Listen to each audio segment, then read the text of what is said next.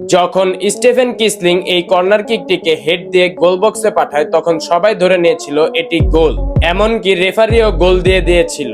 কিন্তু কিসলিং যেভাবে রিয়েক্ট করেন তাতেই বোঝা যাচ্ছিল তিনি জানতেন আসল সত্যটা কি।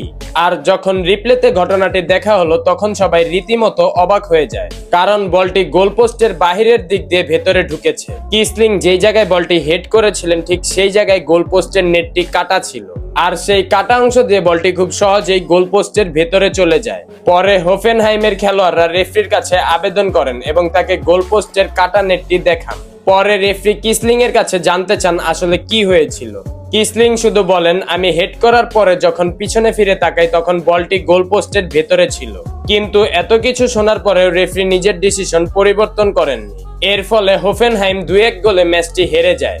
আর এই ঘটনার 2 বছর পর জার্মান ফুটবল লিগে গোল লাইন টেকনোলজি চালু করা হয়, যাতে ভবিষ্যতে এমন কোনো কন্ট্রোভার্সিয়াল গোল আর হতে না পারে। আর ফুটবল ইতিহাসে এই গোলটি কি নামে পরিচিত অবশ্যই কমেন্টে জানাবেন।